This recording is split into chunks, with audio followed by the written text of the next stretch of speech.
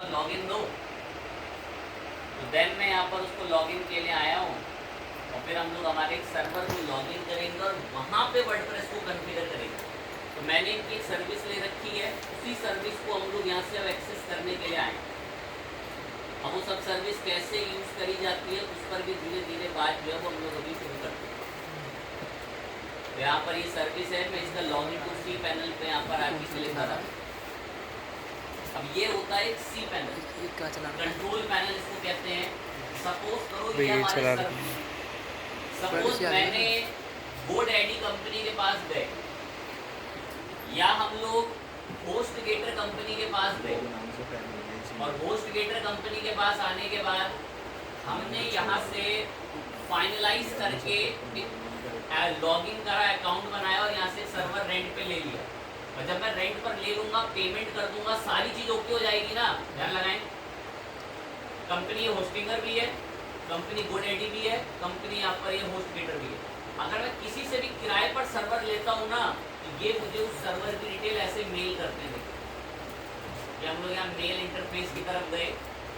अब इस mail interface के अंदर हम यहीं पर ही आएंगे। तो एक कंपनी देखो मुझे ऐसे मेल करती है कि आपकी लॉगिन डिटेल्स यहाँ पर है, आपके कंट्रोल पैनल की डिटेल यहाँ पर सब ये बता रखी है, नेम सर्वर वगैरह बता रखे हैं, और आपने जो सर्वर हमसे लिया है ये उस सर्वर का IP है। ये पूरी डिटेल ऐसे देते हैं, पूरी डिटेल अपने सर्वर की। जब आप कभी भी किसी कंपनी से सर्वर रेंट पर लोगे तब आती है। आपने GoDaddy से जाके सर्वर रेंट पर लिया, आपको ईमेल कर देगा कि भाई ये तुम्हारी डिटेल। जैसे आप किसी कंपनी से सर्वर लेंगे आपको ईमेल कर देते हैं कि आपकी डिटेल्स हैं जो आपने हमसे सर्वर रेंट पर लिया। अब मैंने जो सर्वर रेंट पर लिया ये उसका लॉगिन है। मैंने जो सर्वर रेंट पर लिया ये उसका लॉगिन है। अगर इसको ऐसे भी नहीं समझ सकते तो और इजीली समझो। जब मैंने कंपनी से सर्वर खरीदा तो कहते हैं न्यू अकाउंट इंफॉर्मेशन, यार आपके नए अकाउंट की जानकारी यहाँ पर हमने भेजी है। मैं क्या भेज दी जानकारी, जरा पढ़ूं तो सही। कह रहा आपके लॉगिन डिटेल्स ये हैं, आपके कंट्रोल पैनल का, कंट्रोल पैनल हो तो सी पैनल, आपके सर्वर के कंट्रोल पैनल का URL ये है। मतलब जो बकेट में आपको तब से ऐसे बोलता था ना, ये लेकिन 2-3 क्लासों से बार बार इस पर बात करी, ये किसी का इंफ्रास्ट्रक्चर है। अब उस इंफ्रास्ट्रक्चर में इतना हिस्सा हमें किराए पर मिल गया, तो जब वो मैंने किराए पर लिया, मैंने इसका रेंट चुकाया, तो रेंट चुकाते उसने मुझे ये मेल भेज दिया। कह रहा है ये तुम्हारे सर्वर का लॉगिन है, ये तुम्हारे सर्वर का कंट्रोल पैनल का URL है। चाहो तो इससे भी जा सकते हो, उससे जो आपने डोमेन खरीद रखा है, और ये आपके सर्वर का क्या है, बेसिकली IP। इतना बताया लास्ट टाइम कि भाई जो भी चीज इंटरनेट से जुड़ी हो सर्वर, उसका क्या मिला होगा, बेसिकली IP। ये सर्वर का डेडिकेटेड IP। तो ये डिटेल हमें वो सेंड करते हैं जब हम इनसे सर्वर रेंट पर लेते हैं। अब ये लॉगिन डिटेल से चलो वाकई में लॉगिन करते भी हैं। मैंने इस पर क्लिक दबाया, क्लिक दबाते कहता सी पैनल का लॉगिन करो, सी पैनल का लॉगिन। सी पैनल तो कंट्रोल पैनल, बिल्कुल ही भाषा की गिरे हुए स्तर में सुनना है ना, तो ऐसा सोचो मैंने कंपनी से सर्वर किराए पर लिया, ये उस सर्वर का लॉगिन है। कह रहा अगर आप इस सर्वर पे यहाँ पे, कह रहा अगर आप यहाँ पे कोई भी फाइल वाइल कुछ भी अपलोड करना चाहते हो ना इस हिस्से में, तो ये उसका लॉगिन है। और ये लॉगिन हमें तभी मिलेगा जब हम इसका किराया चुकाएंगे। मैंने बताया तो लॉगिन है, मैं उनको मेल करके दे देते। ये डाला मैंने उसका यूजर नेम, यहीं हिट कर दिया मैंने उसका पासवर्ड, लॉगिन पे हिट करा तो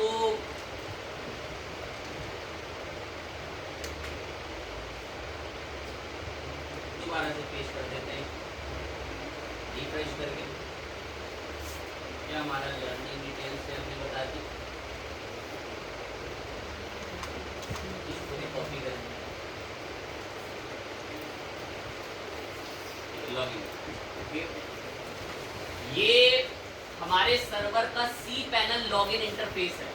मतलब हमारा जो सर्वर हमने यहाँ इतना हिस्सा जो किराए पर लिया है ना, इतना हिस्सा किराए पे, ये हिस्से का मैनेजमेंट यहाँ से होगा जो लॉगिन होकर आया है। तो कहते हैं कंट्रोल पैनल, सी पैनल, ये हमारी वेबसाइट का रियल एंड में सर्वर का एक्सेस है।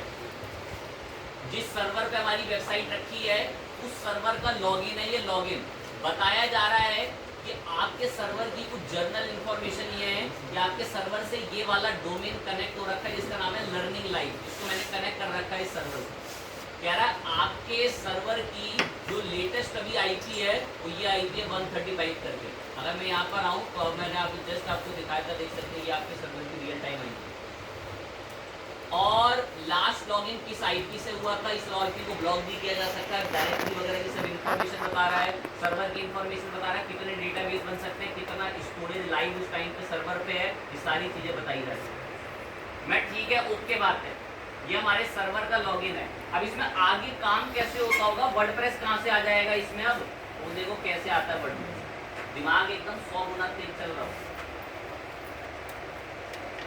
तो हमने कंपनी का सर्वर किराए पर लिया, कंपनी ने मुझे डिटेल भेजी, डिटेल भेजते ही मैंने सी पैनल लॉगिन कर लिया। और सी पैनल के अंदर ये फालतू की चीजें देखोगे तो बहुत दिमाग कंफ्यूज होगा। इस सी पैनल में आपको मतलब होना चाहिए और जहां पर आपको आना है तो सबसे पहले आना होता है फाइल मैनेजर में। अगर ट्रीट करें तो ऐसा ट्रीट करो कि फाइल मैनेजर एग्जाम फोल्डर है। ट्रीट करना है ना, ऐसा ट्रीट करो कि फाइल मैनेजर एग्जाम फोल्डर है। एग्जाम फोल्डर के मैं अंदर गया, क्लिक दबा के। अब एग्जाम फोल्डर के अंदर जाने के बाद आप एक और फोल्डर में जाते हो, उसका क्या नाम था, सपोज करो ये public.html, इसमें htdocs है, आप इस htdocs के अंदर गए। अब जब आप अंदर चले जाते थे htdocs की तो क्या करते थे, एक नई फाइल बनाते थे, सिलेक्ट करते थे। htdocs में जाने के बाद क्या करते थे, कहाँ पेस्ट करते थे, पहले फोल्डर बनता है। तो सबसे पहले यहाँ पर एक फोल्डर बनाएंगे हम, न्यू फोल्डर करके। प्रोसीजर बिल्कुल वही है, बस सर्वर के अकॉर्डिंग चीजें अलग हैं। हमें सबसे पहले जब हम हमारे सर्वर में लॉगिन कर लेते हैं, लॉगिन करते ही हमें सबसे पहले आना पड़ता है हमारे फाइल मैनेजर में। फाइल मैनेजर में आने के बाद आपको आना पड़ता है पब्लिक HTML के अंदर। पब्लिक HTML में यहाँ नया फोल्डर बनाना है, और ये सारा काम जो नया फोल्डर बनने का है ये आपके लोकल कंप्यूटर के किसी स्टोरेज पे नहीं हो रहा, ये सर्वर के स्टोरेज पे होगा। तो मैंने न्यू फोल्डर पे क्लिक करा, अरे क्या नाम रखना चाहते हो अपने इस प्रोजेक्ट का, मैं इसका नाम आप वर्क करके रख और क्रिएट न्यू फोल्डर किया। कह रहा है ठीक है, आपका एक फोल्डर बना दिया हमने वर्क नाम से। मैं ठीक है, ओके बना दिया वर्क फोल्डर। मैं वर्क फोल्डर के अंदर गया तो खाली है। वर्क फोल्डर के अंदर गए तो ये भी क्या है, बेसिकली इसके अंदर वर्डप्रेस की फाइलें होनी चाहिए। तो मैंने यहाँ पर मुझे ऑप्शन दिख रहा है किस नाम से, बेसिकली मैंने अपलोड पे क्लिक करा और सिलेक्ट फाइल पर गए, और यहाँ पर आकर मैंने डाउनलोड्स में मेरे पास लेटेस्ट वर्डप्रेस का पैकेज अवेलेबल है और इसको अपलोड कर दिया। क्योंकि दिमाग अभी भी काम नहीं करते, एक और बार कोशिश कर देंगे। हम लोग फाइल मैनेजर में गए, पब्लिक HTML में आए। भाई लाइव में ऐसे ही काम होता है।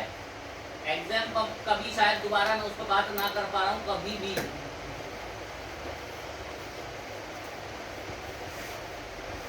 फाइल मैनेजर में पब्लिक HTML के अंदर आकर हम लोग यहाँ पर एक फोल्डर बनाया हम लोगों ने, जस्ट अभी वर्क नाम से। ये तो खाली पड़ा है, लेकिन दैट्स वाई मैंने इसके अंदर अपलोड किया। कह रहा क्या अपलोड करना, मैं सिलेक्ट फाइल में जाके मैं मेरा वर्डप्रेस का एक पैकेज है वो अपलोड करना है मेरे। ओपन करते ही जो भी अपना time duration depend on server speed, उसको वहाँ पर अपलोड कर दो। ये 27 MB का जो वर्डप्रेस का पैकेज था ना, इस सर्वर पे जाके स्टोर हो चुका है। लेकिन एक बुरी बात है, गो बैक करा, ये तो बंडल पैक को रखा है।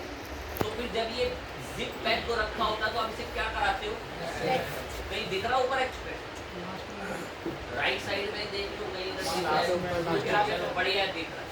तो ये जो पैक होकर फाइल आ रखी है, इसको हम सर्वर पे ही एक्सट्रैक्ट करेंगे। इस फाइल को क्लिक दबा के यहाँ से मैंने इसको एक्सट्रैक्ट बोला। कहता है क्या पब्लिक HTML में वर्क में एक्सट्रैक्ट करना है, हाँ यही करना है, एक्सट्रैक्ट करो इसको।